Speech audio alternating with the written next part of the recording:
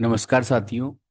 आज का session UTET exam का जो एक टॉपिक है, फॉर्मुलेटिंग एप्रोप्रिएट क्वेश्चंस, कि किस प्रकार के क्वेश्चंस बनाने चाहिए और उनमें कौन कौन सी कैटेगरीज होती हैं, उस पर रहेगा।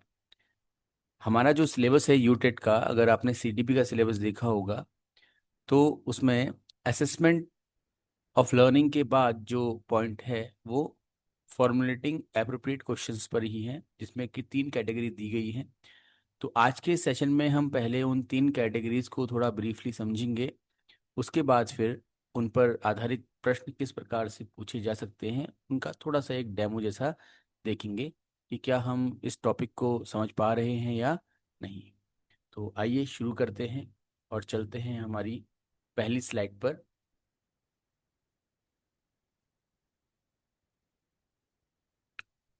Formulating questions to assess readiness level of learning.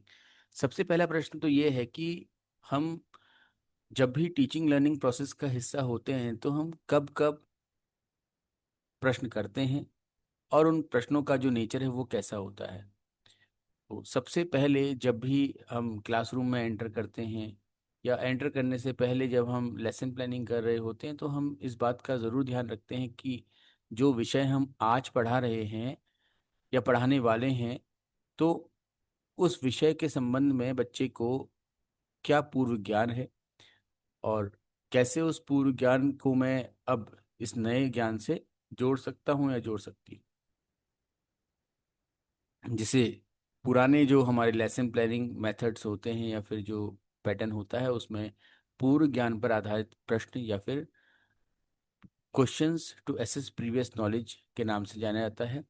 और वर्तमान जो कंस्ट्रक्टिव अप्रोच ऑफ लर्निंग है, तो उसमें जो हमारा 6E बेस्ड टीचिंग प्लान बनता है, वहाँ पर हम इसे पहला जो इसका ई है, यानी कि एंगेज करना बच्चों को, वहाँ पर जो क्रियाकलाप कराते हैं, कुछ प्रश्न उत्तर वगैरह होते हैं, उसमें देखते हैं।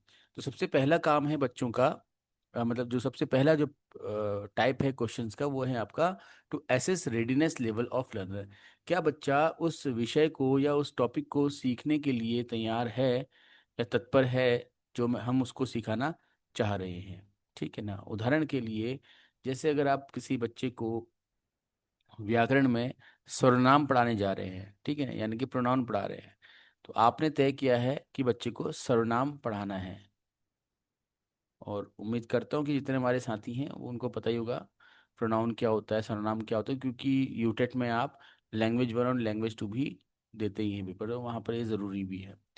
तो क्या सर्वनाम पढ़ाने से पहले या बच्चों के सर्वनाम सीखने से पहले उनको नाउन यानी संज्ञा, इसका बोध होना चाहिए नहीं होना चाहिए, आप बताइए। ठीक है। तो जब भी आप सर्वनाम पढ़ाने जा रहे हैं या प्रोनाउन पढ़ाने जा रहे हैं, तो आप ये जानना चाहेंगे कि क्या बच्चे को संज्ञा के विषय में जानकारी है या नहीं है, क्योंकि जब आप प्रोनाउन को इंट्रोड्यूस करते हैं तो आप कहते हैं pronoun used in the place of noun. ठीक है। सर्वनाम वे शब्द हैं जिनको हम संज्ञा के स्थान पर प्रयुक्त करते हैं, लेकिन संख्या संज्ञा के स्थान पर प्रयुक्त कर रहे हैं, है ना, नाउन को रिप्लेस कर रहे हैं, लेकिन बच्चों को पता ही नहीं कि वो संज्ञा क्या है या वो नाउन क्या है, तो वहां पर ये स्टेटमेंट पूरी तरह से व्यर्थ हो जाता है। राइट। तो ऐसे प्रश्न जो बच्चे के पूर्व ज्ञान पर आधारित हो या फिर जो उसको हमारे जो टॉपिक हम जब पढ़ाने जा रहे हैं उससे रिलेट करें, उनसे जोड़ें, ऐसे प्रश्नों को हम कहते हैं सीखने के लिए विद्यार्थियों की तत्परता से संबंधित प्रश्न। ठीक है। तो पहला जो क्वेश्चन है, पैटर्न है, वो इसी तरीके से होता है। अब जानते हैं थोड़ा सा इसके बारे में कि क्यों हम ऐसे प्रश्न करते हैं, क्या इसका उद्देश्य होता है। तो उद्देश्य देखिएगा, सबसे पहले उद्देश्य की बात करते हैं हम। तो पहला उद्देश्य तो ये है कि हम ये जानना चाह रहे हैं, जो बच्चा है ना, ठीक है, कि किसी विषय पर पहले से कितना ज्ञान रखता है, कि जो हम पढ़ाने जा रहे हैं उस पर बच्चे का नॉलेज लेवल क्या है और हमें कहाँ से शुरू करना चाहिए। अगर हमें लगता है कि हम बच्चे को सर्वनाम, मैं उदाहरण लेके चल रहा हूँ इसी का, हमें लगता है कि बच्चों को हम सर्वनाम पढ़ाने जा रहे हैं बट उनको नाउन का ही अभी नॉलेज नहीं है, तो हम उस क्लास में पहले बच्चों को नाउन को ब्रीफ करेंगे, नाउन के बारे में समझाएंगे, तभी हम सर्वनाम की तरफ जा सकते हैं। पूर्व ज्ञान और समझ को पहचानना। ठीक है, बच्चे के प्रीवियस नॉलेज कैसी है, क्या है, उसको जानने का प्रयास हम करेंगे। बच्चों का जो समझने का स्तर है, उनका लेवल ऑफ अंडरस्टैंडिंग है, उसे भी हम समझेंगे कि बच्चे कितनी आसानी से चीज़ों को समझ पाते हैं या फिर बच्चों को समझने में समय लगता है, ताकि हम अपने पढ़ाने की जो गति है उसको उसके हिसाब से हम थोड़ा सा अपना चेंज कर सके। ठीक है, अगर हमें लगता है कि बच्चे सभी अच्छे हैं और उन सबको संज्ञा के बारे में हर एक चीज बेहतर तरीके से पता है, तो हम फिर सर्वनाम पढ़ाना शुरू कर देंगे, और उसमें थोड़ा सा हमको कम समय लग सकता है। ठीक है, या फिर प्रश्न के उत्तर तो बच्चे दे रहे हैं लेकिन उनको क्लैरिटी नहीं है टॉपिक की, तो हम ये भी जानेंगे कि बच्चों को क्लैरिटी के लिए हमें बहुत से बहुत एग्जाम्पल्स का या फिर और गतिविधियों का प्रयोग करना पड़ेगा। तो कुल मिलाकर के पढ़ाने के लिए जो आपकी प्रॉपर प्लानिंग है उसकी डायग्नोसिस आप यहाँ पर कर सकते हैं। क्या क्या रणनीतियाँ हो सकती हैं, क्या क्या स्ट्रेटजीज हो सकती हैं ना, ऐसे आप बच्चों के रेडीनेस लेवल को जानने के लिए जब आप प्रश्नों का चयन कर रहे हैं तो उसकी रणनीतियाँ क्या होंगी। तो सबसे पहले तो प्री असेसमेंट, ऐसे प्रश्नों का उपयोग करना जिससे बच्चों के पूर्व ज्ञान का आकलन हो सके। दूसरा, बच्चों से खुले प्रकार के प्रश्न पूछना। खुले प्रकार के प्रश्न क्यों पूछने हैं, क्योंकि देखो दो तरह से प्रश्नों के दो प्रकार होते हैं, एक होता है आपका बंद, एक होता है आपका खुला। क्या होता है ये बंद और खुला, बता सकता है आप में से कोई? अगर किसी को पता है तो कमेंट बॉक्स में लिख के बताइएगा। कि जो आप ये वीडियो देख रहे होंगे तो उस समय तो हम वन टू वन बातचीत तो नहीं कर रहे होंगे। ठीक है, तो बंद को बोलते हैं क्लोज एंडेड, क्लोज एंडेड। और ये होता है आपका खुला मतलब ओपन एंडेड। तो क्लोज एंडेड क्वेश्चन जैसे कि अगर मैं ये कहूँ कि भारत की राजधानी का नाम, तो name of the capital of India, तो क्या होगा? जितने भी लोग इस प्रश्न को सुन रहे होंगे उनको एक ही उत्तर उनके जहन में आएगा, वो है आपका दिल्ली। ठीक है, क्योंकि इसका दूसरा उत्तर हो ही नहीं सकता। तो क्लोज एंडेड क्वेश्चंस ऐसे क्वेश्चंस होते हैं जिनके लिए एक उत्तर निर्धारित होता है और वो सर्वमान्य होता है, उसमें कोई चेंज नहीं किया जा सकता। राइट, जैसे एक सप्ताह में कितने दिन होते हैं, तो 7 दिन होते हैं। ठीक है ना, ये है क्लोज एंडेड क्वेश्चंस, मतलब हाँ क्लोज एंडेड क्वेश्चंस जिनका एक ही आंसर होता है और सबके लिए वही होता है। ये आपकी रोड मेथड पर बेसिस बेस्ड भी कह सकते हैं इसको हम। ओपन एंडेड क्वेश्चंस ऐसे होते हैं कि जिनके बहुत सारे उत्तर हो सकते हैं। जैसे भारत की राजधानी के संबंध में बात करें तो भारत की राजधानी दिल्ली ही क्यों? अब ये प्रश्न कर दिया हमने, राजधानी से संबंधित है, हमने पूछा कि भारत की राजधानी दिल्ली ही क्यों।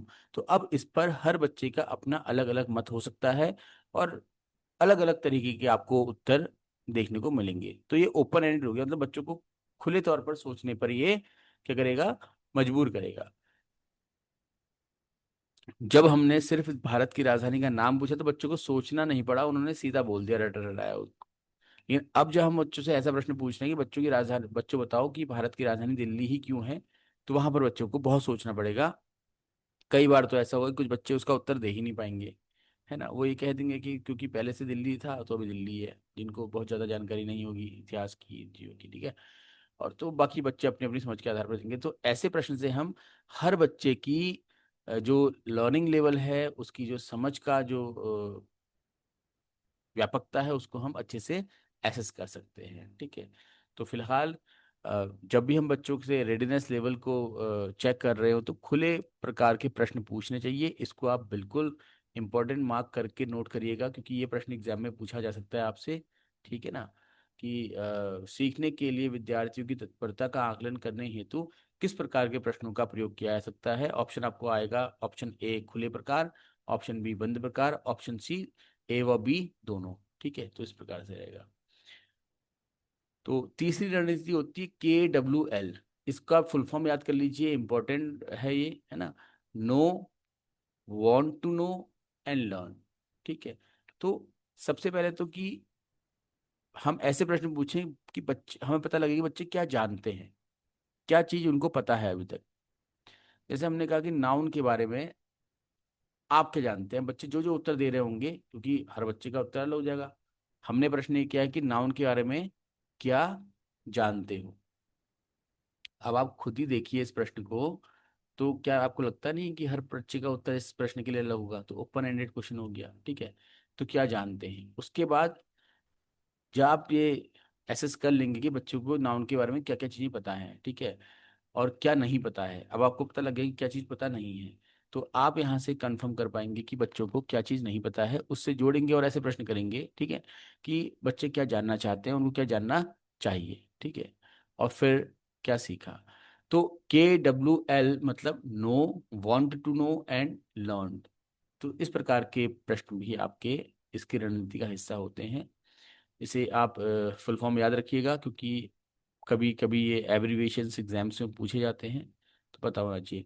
फिलहाल अभी तक की बातचीत में एक बहुत ही महत्वपूर्ण जो बात है वो ये है कि इस प्रकार के प्रश्नों में, यानी कि सीखने के लिए विद्यार्थियों की तत्परता का आकलन करने हेतु पूछे जाने वाले प्रश्नों में खुले प्रकार के प्रश्न पूछे जाते हैं। ठीक हो गया? ठीक है। अब आते हैं हम टाइप्स ऑफ क्वेश्चंस। सबसे पहले तो स्मृति आधारित, रिकॉल बेस्ड, बच्चे रिकॉल कर सके जो पुराना उन्होंने याद किया हुआ है। But do you know about the noun, संज्ञा के बारे में आप क्या जानते हैं, बता रहे बच्चे। फिर है कंसेप्चुअल, ठीक है, ऐसी बातें करें या ऐसे प्रश्न रखें बच्चों के सामने जहां पर बच्चे उस कंसेप्ट को थोड़ा सा कह सकते हैं कि एलेबोरेट करें अपने शब्दों में। Can you explain what a sentence is, क्या आप वाक्य की परिभाषा समझा सकते हैं? तो वाक्य लिखा हुआ है, बच्चे उसको इलेबोरेट कर रहे हैं, ठीक है। और फिर है आपका स्किल डेमोन्स्ट्रेशन, कौशल प्रदर्शन। तो इस प्रकार से आपके ये प्रश्नों के प्रकार होंगे किसके अंतर्गत, assessment, assess readiness level of learners, ठीक है। तो एक थोड़ा सा इसकी ब्रीफिंग करते हैं, क्योंकि इंपॉर्टेंट टॉपिक है और बहुत डिटेल में तो डिस्कस करने का इतना समय नहीं रहता है यहाँ पर, लेकिन ब्रीफ में समझ लेते हैं। तो जब भी हम बात करेंगे असेसमेंट और sorry to assessing readiness level of learner, तो कुछ बातें याद रखनी है। पहले तो हमको ये याद रखना है कि पूर्व ज्ञान पर आधारित प्रश्न हमने पूछने हैं,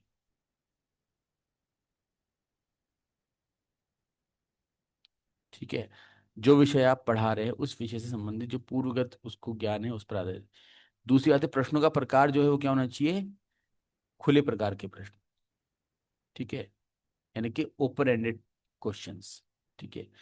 तीसरी बात यह है कि बच्चों से जो नया टॉपिक आप पढ़ाने वाले हैं उससे रिलेटेड हर एक जानकारी आपने पता करनी है, यानी कि बच्चों के अनुभव, किसके लिए अनुभव, जो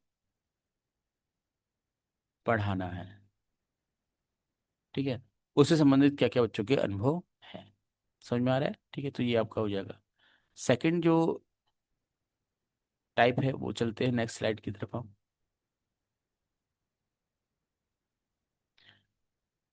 formulating question for enhancing learning and critical thinking, important है ये भी, सभी इंपॉर्टेंट है वैसे तो। Enhancing learning and critical thinking, बच्चों में सीखने की और आलोचनात्मक सोच को बढ़ाने की, या आलोचनात्मक चिंतन को बढ़ाने की टेंडेंसी के लिए हम कैसे प्रश्नों का निर्माण करेंगे, ठीक है। आज के समय में, आज के समय में तो नहीं कह सकते हैं, एनसीएफ 2005 के समय से ही क्रिटिकल थिंकिंग को एनहेंस करने की बात कही जा रही है, इसीलिए कंस्ट्रक्टिव अप्रोच को फॉलो करने के लिए कहा जाता है हमेशा शिक्षण अधिगम प्रक्रिया में, ठीक है। तो आलोचनात्मक सोच का मतलब क्या होता है, जैसा कि मैंने आपसे कहा इससे पहले के एग्जाम्पल में कि भारत की राजधानी दिल्ली क्यों, तो इस प्रश्न के लिए बच्चों को काफी सोचना पड़ेगा, और बच्चा उतना ही सोच पाएगा जितना उसने पढ़ा है, जितना उसका अनुभव है, उसके इतर वो नहीं जा पाएगा। अब होगा क्या, या तो बच्चे का अनुभव शून्य होगा और वो उत्तर नहीं दे पाएगा, तो वहां पर कहीं ना कहीं उसे किसी न किसी प्रकार का एम्बरेसमेंट या शर्मिंदगी महसूस होगी, और वो अब पढ़ने की कोशिश करेगा, और इस तरीके से वो जो बात पहले नहीं जानता था अब उस बात को जानने लगेगा, स्वयं से, उसको आपने नहीं सिखाया, जब आपने कहा कि बच्चों बताओ भारत की राजधानी दिल्ली क्यों, कोई और क्यों नहीं बनी, तो अब उसने उसको थोड़ा सा स्टडी करने की कोशिश की और पूछा दोस्तों से, अपने बड़ों से, और एक जवाब लेकर के वो आपके सामने आ गया। ठीक है। लेकिन अगर आप उससे ये कहते कि भारत की राजधानी का नाम बताओ और नहीं पता उसको होता, तो वो जो ज्यादा जानकारी जुटा नहीं पाता, वो सिर्फ पूछता कि भारत की राजधानी क्या है, आंसर मिलता दिल्ली। उसने बोला दिल्ली, उसको पता भी नहीं है कि दिल्ली है कहाँ पर, दिल्ली कैसा दिखता है, कुछ नहीं पता, लेकिन दिल्ली शब्द याद हो गया तो उसने बता दिया। जैसे कि हमारे छोटे क्लास के बच्चों के साथ होता है।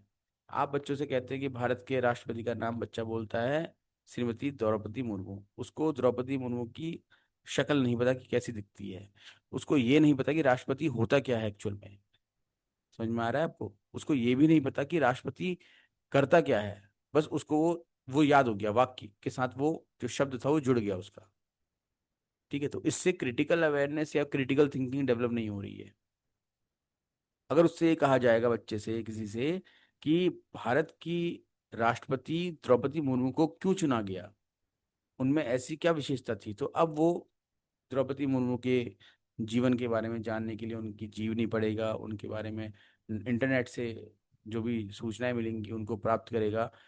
अब हम कह सकते हैं कि इस प्रकार की गतिविधियां करके अब वो द्रौपदी मुर्मू को काफी हद तक जानता है। और जब हम उससे कहेंगे कि भारत की राष्ट्रपति का नाम द्रौपदी मुर्मू है, तो उसके जहन में एक प्रॉपर इमेज और सूचनाओं का भंडार जो है वो दौड़ने लगेगा, है ना? सिर्फ एक नाम नहीं दौड़ेगा। ठीक है, तो ये है आपका आलोचनात्मक चिंतन, जो कि हम सभी को करना चाहिए। अभी बड़ी बड़ी क्लास में भी ऐसा होता है कि प्रश्न का उत्तर रट करके चले जाते हैं, उत्तर दे दिया, जानकारी कुछ नहीं है। बीएड में भी आपने देखा होगा कि आपके साथ भी कभी कभी ऐसा हुआ, कुछ टॉपिक्स जो आपको समझ में नहीं आया, आपने उनके उत्तर रटे और आपका बीएड कंप्लीट हो गया। आज भी आपको उस पर ज़्यादा जानकारी नहीं होगी। कभी यूटेट में, एलटी के एग्जाम में, लेक्चरर के एग्जाम में, या फिर केवीएस एनवीएस के एग्जाम में वो प्रश्न टकराएगा तो आप उसका सही उत्तर नहीं दे पाएंगे।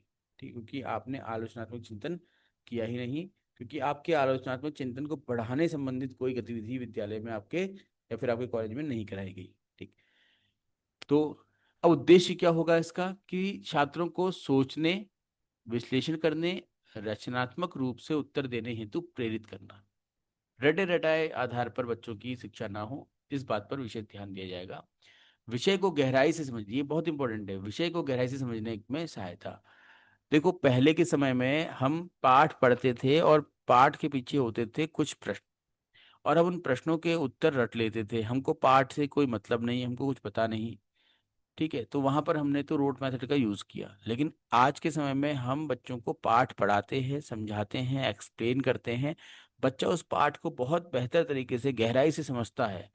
और अब गहराई से समझने की वजह से उससे आप कोई भी प्रश्न संबंधित करेंगे पाठ का, तो वो उसका उत्तर आसानी से दे देगा, उसे कोई समस्या नहीं होगी, क्योंकि उसने पाठ को गहराई से समझा है। ठीक है ना? लेकिन जब आप पढ़ रहे थे अपने बाल्यकाल में और आप पीछे लिखे गए प्रश्नों के उत्तर रट ले रहे थे, तो उन प्रश्नों के अतिरिक्त कोई प्रश्न अगर पाठ से आ जाए तो आप उसका उत्तर नहीं दे सकते। ऐसा है या नहीं है? ठीक है, तो ये बात ध्यान में रखनी है। तो यहाँ पर आलोचनात्मक सोच को बढ़ावा देने के लिए जो हम प्रश्न कर रहे हैं, उनका उद्देश्य ये है कि बच्चों में सोचने, विश्लेषण करने, रचनात्मक रूप से उत्तर देने की जो प्रवृत्ति है उसको बढ़ाना, और दूसरा विषय को गहराई से समझने में सहायता करना। आगे बढ़ते हैं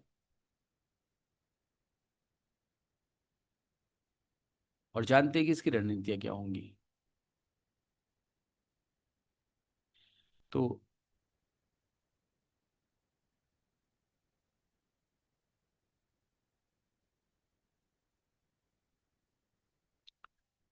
रणनीतियाँ देखिए, सबसे पहले तो हायर ऑर्डर थिंकिंग पर आधारित होते हैं ये प्रश्न जो है।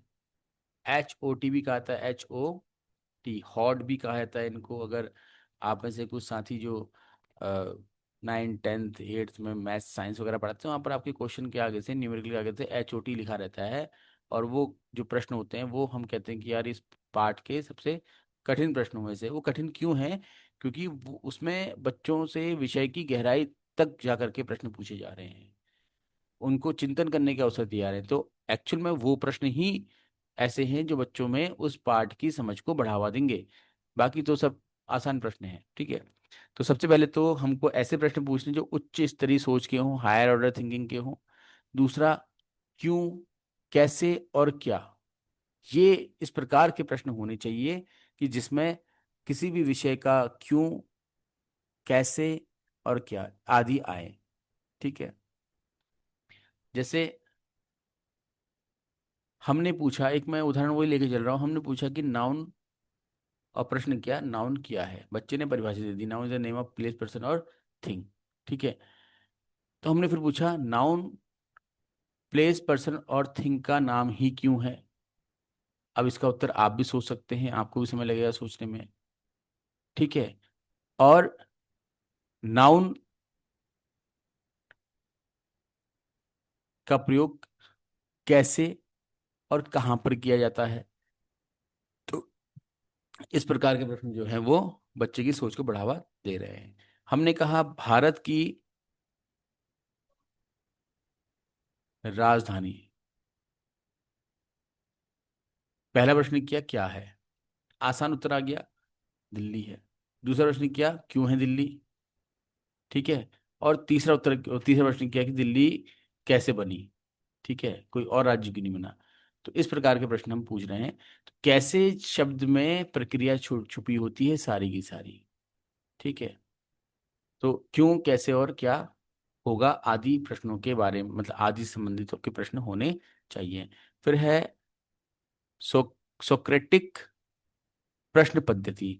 देखिए, सोक्रेटिक प्रश्न पद्धति क्या है, आप लोग जानते होंगे कि सुकरात नामक एक मनोवैज्ञानिक थे, मनोवैज्ञानिक तो नहीं कहेंगे, सॉरी, एक विद्वान थे आपके, ठीक है, दार्शनिक, ठीक है, दार्शनिक थे। और इन्होंने प्रश्नोत्तर विधि दी है। प्रश्नोत्तर विधि का जनक कौन, किसे कहते हैं, तो हम बोलते हैं कि सुकरात है, यानी कि क्वेश्चन आंसर मेथड का प्रोफाउंडर कौन है, तो सुकरात है। अब सुकरात की जो क्वेश्चनिंग प्रोसेस है या पैटर्न है वो क्या है। तो सुकरात ने कहा है कि ऐसे प्रश्न जिससे, देखो दर्शन में जो भी प्रश्न होते हैं वो बहुत ज्यादा चिंतनशील होते हैं, उसमें चिंतन करने की आवश्यकता पड़ती है।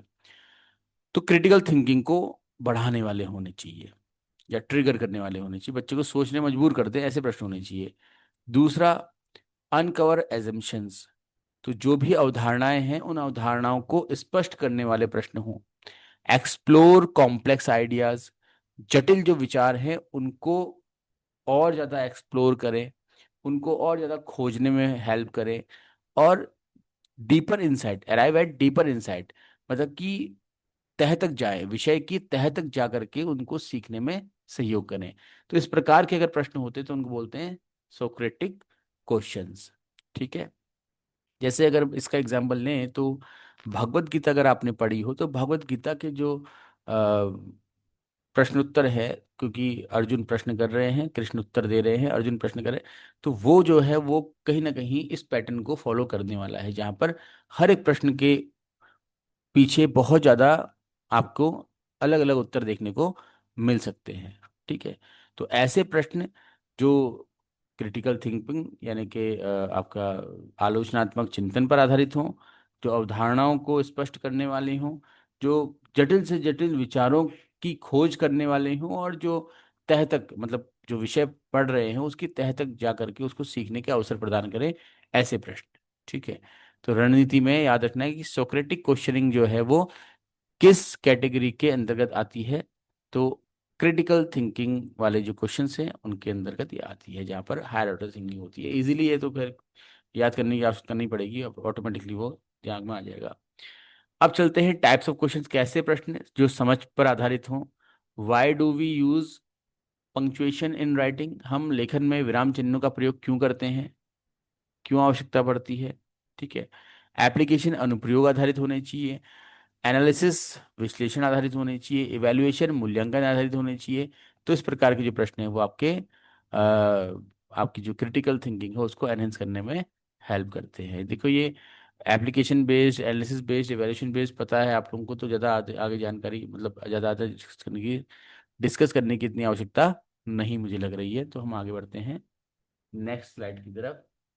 ये रही आपकी स्क्रीन पर, formulating question to assess learners achievement. अब बच्चे ने जो पढ़ रखा है, पढ़ लिया है, उसकी उपलब्धियों को जानने के लिए जो हम क्वेश्चनिंग करते हैं उसको बोलते हैं विद्यार्थियों की उपलब्धियों को जानने हेतु प्रश्न। उद्देश्य क्या है इन प्रश्नों का? यह जांचना कि छात्र ने कितना सीखा। ठीक है, आप जब भी कोई विषय पढ़ाते हैं, पढ़ाने के बाद आप कुछ ऐसे प्रश्न करते हैं जिससे कि आप ये जांच कर लें या ये चेक कर लें कि बच्चे को मेरा पढ़ाया हुआ कितना समझ में आया है, तो वो आपके इस कैटेगरी में आ जाएंगे। सीखने के उद्देश्यों की पूर्ति का मूल्यांकन, आपने जो उद्देश्य रखे सीखने के, देखिए ऑब्जेक्टिव्स ऑफ लर्निंग तो आप जानते ही होंगे ना। ठीक है, लर्निंग टेक्सोनॉमी ऑफ ऑब्जेक्टिव पढ़ा होगा आपने, जहाँ पर हम विशिष्ट उद्देश्य और सामान्य उद्देश्य की बात करते हैं। कक्षा कक्ष में पढ़ाए जा रहे विषय के संबंध में कुछ विशिष्ट उद्देश्य हम बनाते हैं, स्पेसिफिक ऑब्जेक्टिव्स बोलते हैं, है ना। वो आपके बच्चे की नॉलेज पर आधारित होते हैं, अंडरस्टैंडिंग पर आधारित होते हैं, इस टाइप से। तो जो भी उद्देश्य बनाए हैं उन उद्देश्यों की पूर्ति करने का, उनकी पूर्ति हुई है नहीं हुई है उसको जानने के लिए जो हम प्रश्न बना रहे हैं वो भी इसके अंदर आते हैं। छात्र की प्रगति को ट्रैक करना मतलब छात्र की प्रगति को जानना। ठीक है, आगे बढ़ते हैं। स्ट्रेटजीज क्या क्या है इसके लिए? देखिए, प्रश्नों को पाठ्य वस्तु और अधिगम उद्देश्य से जोड़ें। तो ऐसे प्रश्न करें जो आपने पाठ पढ़ाया है वो उसी से संबंधित हो, उसी के अंतर से पूछे गए प्रश्न। ठीक है। दूसरा, उद्देश्यपूर्ण हो, जो आपने उद्देश्य रखे हैं, जो आपने निर्धारित किए हैं उनसे संबंधित ही होने चाहिए। ठीक है, अगर आपने बीएड अच्छे से किया है, आपने अगर लेसन प्लानिंग सीखी है, तो आपको पता होगा कि अगर पहला उद्देश्य कुछ बना है तो पहला प्रश्न जो है वो उस उद्देश्य पर ही बेस्ड होगा। जैसे उद्देश्य आपने बनाया कि बच्चे प्रोनाउन की परिभाषा दे पाएंगे, student will be able to define pronoun. तो पहला प्रश्न बनेगा आपका कि write the definition of pronoun. ठीक है, ऐसे। दूसरा ऑब्जेक्टिव आपने बनाया कि छात्र वाक्यों में प्रोनाउन की पहचान कर सकेंगे, तो आप क्वेश्चन बना देंगे कि आइडेंटिफाई और select the pronoun in the given sentences. ठीक है, इस तरीके से आप जो उद्देश्य आपने बनाया है उसी उद्देश्य के आधार पर एक प्रश्न बना रहे हैं। ऐसे प्रश्न इसके अंतर्गत आते हैं। विविध प्रकार के आकलन, एमसीक्यू, वर्णनात्मक प्रयोजन का उपयोग भी इसमें कर सकते हैं।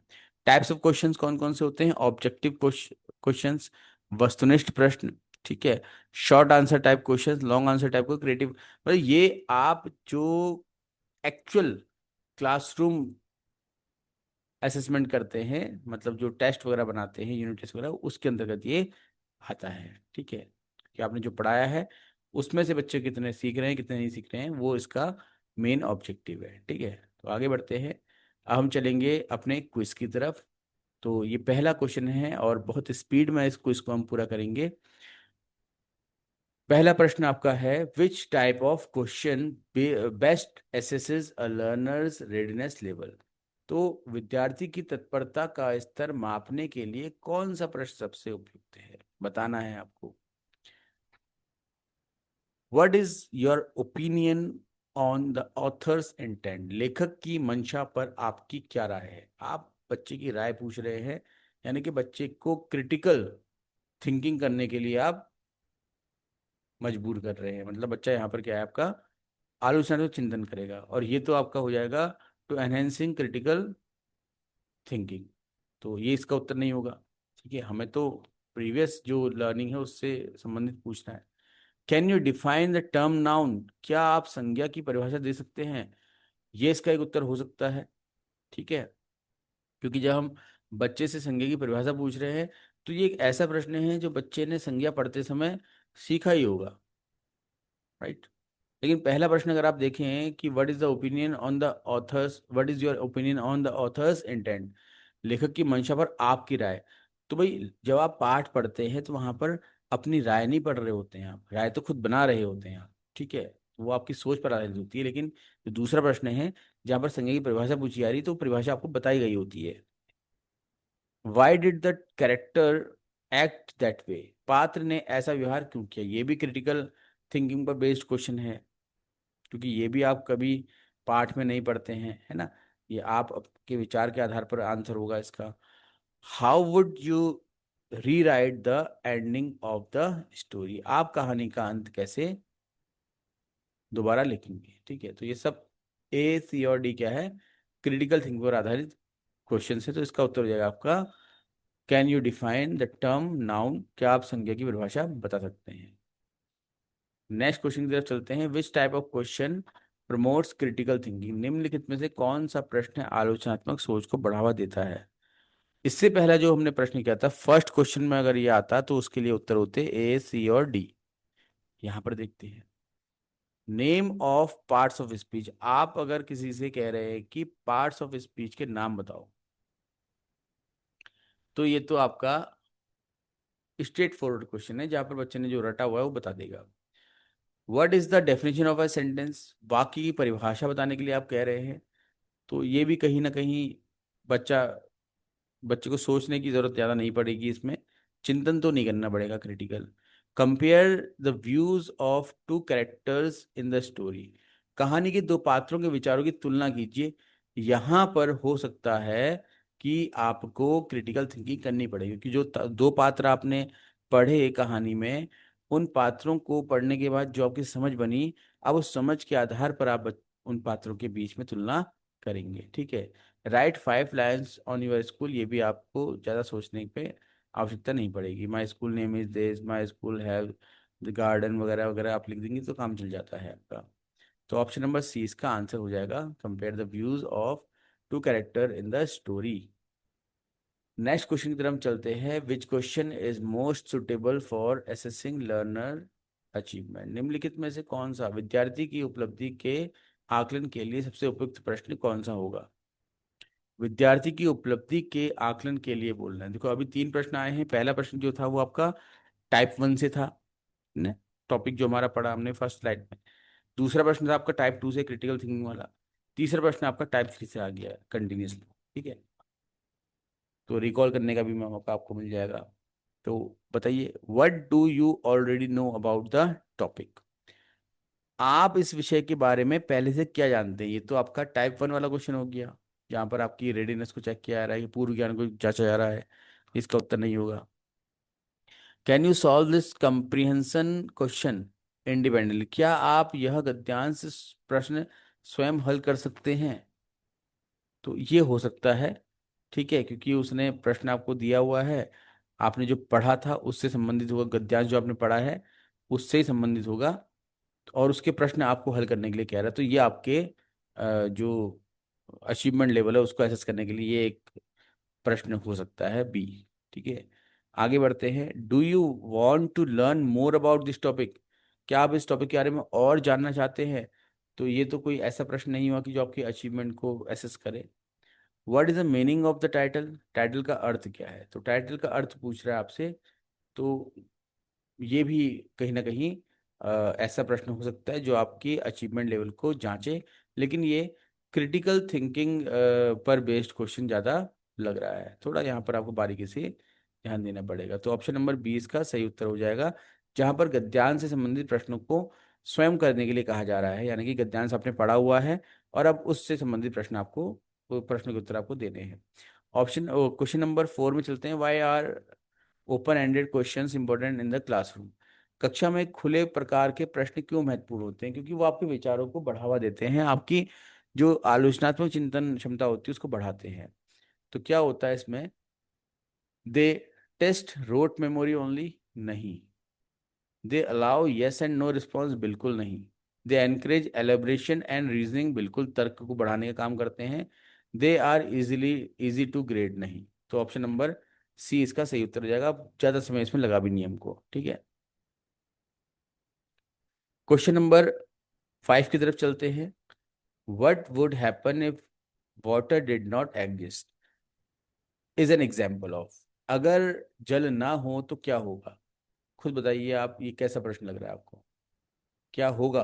मतलब आपको सोचना पड़ेगा उसके लिए आपको, क्योंकि आप जल के बिना क्या होगा। आज तक कभी आपने अनुभव किया है क्या? नहीं, कि हमेशा चारों तरफ जल है, और जब जल ही समाप्त हो जाए तो क्या होगा। तो ऐसी कंडीशन जो आज तक हुई नहीं है उसके बारे में आप सोच रहे हैं, यानी कि आप कल्पना करेंगे, हाइपोथेसिस बनाएंगे अपनी, ठीक है। तो ये क्या फैक्चुअल क्वेश्चन नहीं है, आपका रिकॉल बेस्ड क्वेश्चन नहीं है, क्या कभी ऐसा अनुभव आपको हुआ ही नहीं है। क्लोज एंडेड क्वेश्चन नहीं है, क्योंकि इसमें अलग अलग उत्तर आएंगे बच्चों के, है ना। तो ये क्या आपका हाइपोथेटिकल क्वेश्चन हो जाएगा। अगर यहाँ पर ऑप्शन में हाइपोथेटिकल नहीं होता, है ना, और लिखा होता ओपन एंडेड, तो इसका आंसर होता ओपन एंडेड क्वेश्चन, ठीक है।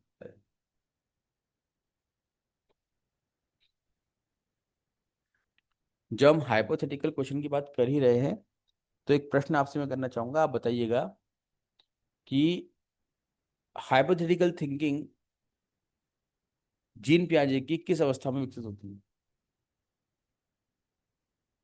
ठीक है, आंसर आप कमेंट बॉक्स में लिख सकते हैं। तो इस प्रश्न का उत्तर फिलहाल ऑप्शन नंबर सी है, हाइपोथेटिकल क्वेश्चन।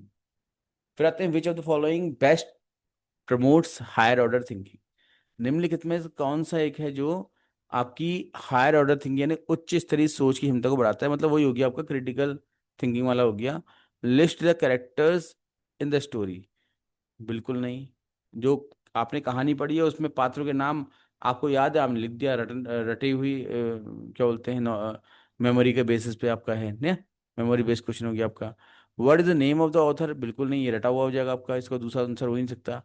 क्रिटिकल थिंकिंग का मतलब है कि कई सारे आंसर होंगे उसके ना। Justify the action of the main character, ये मुख्य पात्र के कार्यों को उचित ठहराइए। तो यहाँ पर आपको सोचना पड़ेगा कि मैं क्या उत्तर लिखूं इसमें, ठीक है। Right the correct spelling of because and because. अब बिकॉज एंड बिकॉज की जो सही स्पेलिंग है वो आपने लिखनी है, इसमें कुछ सोचने वाली बात ही नहीं है। तो option number C is right answer. किसी प्रश्न के उत्तर में या किसी कंसेप्ट में आपको डाउट अगर डेवलप हो रहा है तो प्लीज़ आप कमेंट बॉक्स में अपना जो डाउट है वो ज़रूर लिखें, ठीक है। जो भी डाउट होगा उससे संबंधित आपका समाधान करने का प्रयास किया जाएगा। Which question aligning best with the application level of the Bloom taxonomy. Bloom taxonomy आपने पढ़ी होगी, नहीं पढ़ी है तो कभी जिक्र कर लेंगे इस पर, अदरवाइज हम, अगर आपको अभी जानना होगा तो हमारे यूट्यूब चैनल में इसके 2-4 वीडियोस पड़े हैं, आप उनको देख सकते हैं। ब्लूम टेक्सोनॉमी, ब्लूम की टेक्सोनॉमी के अनुप्रयोग स्तर से कौन सा प्रश्न मेल खाता है? ठीक है, तो memory level, understanding level, and then आता है एप्लीकेशन लेवल, जहां पर आपने जो टॉपिक पढ़ा है उसका अनुप्रयोग आपके जीवन में कहाँ पर हो रहा है, उससे संबंधित कोई क्वेश्चन होना चाहिए, ठीक है। तो देखते हैं, डिफाइन मेटाफर, रूपक की परिभाषा दीजिए। ये तो आपका मेमोरी बेस्ड है, नॉलेज बेस्ड है। Right a paragraph using 3 metaphors, 3 रूपकों का प्रयोग करते हुए एक अनुच्छेद लिखिए। ये हो सकता है अनुप्रयोग, ठीक है, ये इसका उत्तर हो सकता है। व्हाट इज अ मेटाफर, रूपक क्या होता है, ये भी आपका रोड मेमोरी पर बेस्ड है। Match the following literary term, निम्नलिखित साहित्यिक शब्दों का मिलान कीजिए, ये भी आपका मेमोरी बेस्ड क्वेश्चन है। Option number B will the right answer, ठीक है। क्यों है? क्योंकि यहाँ पर आपसे वो कह रहा है कि जो आपने 3 मेटाफर पढ़े हैं उन मेटाफर का पैराग्राफ में यूज करिए और पैराग्राफ लिखिए, ठीक है। तो आपको यूज करना यानी कि उसको अप्लाई करना सिखाया जा रहा है, तो आप एप्लीकेशन सीख रहे हैं उसकी। तो ऑप्शन नंबर 20 का आंसर हो जाएगा। आगे चलते हैं क्वेश्चन नंबर 8 में। How would you solve this this problem differently in an example, is an example of. आप इस समस्या को अलग तरीके से कैसे हल करेंगे, यह किस प्रकार के प्रश्न का उदाहरण है? बताइए, क्या करेंगे इसमें आप? रिकॉल करेंगे क्या? नहीं, क्योंकि समस्या को अलग तरीके से हल करना है, और रिकॉल हम वो करते हैं जो पहले हमने पढ़ा हो या पहले हमारा कुछ अनुभव हो, ठीक है। कॉम्प्रिहेंशन क्वेश्चन बिल्कुल नहीं है। एप्लीकेशन बेस्ड हो सकता है, और analysis and critical thinking question. तो ऑप्शन नंबर डी, देखो सी भी इसका उत्तर हो सकता है, लेकिन फिलहाल क्योंकि अलग तरीके से समस्या का, अच्छे से प्रश्न को समझें। How would you solve problem differently, आप समस्या का हल अलग तरीके से कैसे करेंगे? अनुप्रयोग में हमने जो कुछ पढ़ा होता है, जो सीखा होता है, उसको हम प्रयोग कर रहे होते हैं, ठीक है, अपनी परिस्थिति में। लेकिन यहाँ पर आपसे वो हल पूछ रहा है, और ऐसा हल जो कि आज तक कभी हुआ ही ना हो। तो इसके लिए तो आपको चिंतन करना पड़ेगा, क्रिटिकल थिंकिंग लगेगी आपकी, आपको विश्लेषण करना पड़ेगा। तो इसका उत्तर हो जाएगा आपका ऑप्शन नंबर डी। ठीक है, चलते क्वेश्चन नंबर 9 की तरफ। Why are diagnostic questions used at the beginning of a lesson. पाठ की शुरुआत में निदानात्मक प्रश्न क्यों पूछे जाते हैं? ताकि हम ये जान सकें कि बच्चे का लर्निंग लेवल कितना है और हमें कितना मेहनत करनी है बच्चे के साथ। टू इवेल्युएट फाइनल अचीवमेंट, नहीं, पाठ की शुरुआत में तो ही फाइनल अचीवमेंट हो जाएगी बच्चे की। To know learners prior knowledge, ये हो सकता है इसका उत्तर। टू कंफ्यूज लर्नर, कंफ्यूज क्यों करेंगे हम बच्चे को? टू असाइन ग्रेड्स, बिल्कुल नहीं। तो आंसर इसका हो जाएगा आपका ऑप्शन नंबर बी, कि to know learners prior knowledge, बच्चे के पूर्व ज्ञान को जानने के लिए हम इस प्रकार के प्रश्न करते हैं। लास्ट क्वेश्चन है, क्वेश्चन नंबर 3 लिखा हुआ गया, माफ करिएगा, क्वेश्चन नंबर 10 है ये। ठीक है, what kind of questions are best for assessing learners outcome, learning outcome. सीखने के परिणामों के मूल्यांकन के लिए किस प्रकार के प्रश्न सबसे उपयुक्त होते हैं? बताना है आप। ठीक है, तो बताइए, सीखने के परिणामों के मूल्यांकन के लिए किस प्रकार के प्रश्न सबसे उपयुक्त हैं? इसका आंसर आप लोग खुद कमेंट बॉक्स में दीजिएगा, क्योंकि ये लास्ट प्रश्न है। और मैं ये मानता हूँ कि इतना डिस्कशन करने का इसका तो सही उत्तर आप दे ही पाएंगे। और नेक्स्ट सेशन में सबसे पहले हम इसी प्रश्न के उत्तर को जिक्र करके ही आगे बढ़ेंगे, या फिर आज इसको अपलोड करने के बाद कल इसी वीडियो के कमेंट बॉक्स में इसका सही उत्तर मैं लिख के दे दूंगा आपको। ठीक है ना? ट्रू फॉल्स क्वेश्चंस, ठीक है, सही गलत प्रश्न। Higher order thinking and application based question, उच्च स्तरीय और अनुप्रयोग आधारित प्रश्न। मैचिंग टाइप क्वेश्चन, मिलान प्रकार के प्रश्न। Oral reading question. बहुत ही सिंपल सा क्वेश्चन है और बहुत ही आसान इसका उत्तर मिल जाएगा आपको। तो इसका सही उत्तर आप दीजिएगा। ठीक है,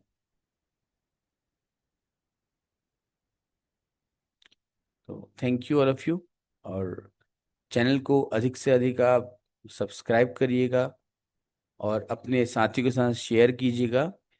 और अगर आपको वीडियोस अच्छी लग रही हैं, सेशन अच्छे लग रहे हैं, आपको लग रहा है कि कुछ लाभ मिल रहा है, तो कमेंट ज़रूर करिएगा, फीडबैक ज़रूर दीजिएगा। और अगर लगता है कि कोई और सुधार इसमें होना चाहिए, हालांकि कोई भी प्रक्रिया जो होती है अपने आप में पूर्ण नहीं होती है, सुधार अपेक्षित होता है। तो जो भी अपेक्षित सुधार होगा उसको आगे किया जाएगा। आप सभी का धन्यवाद जुड़ने के लिए। आपका दिन शुभ हो।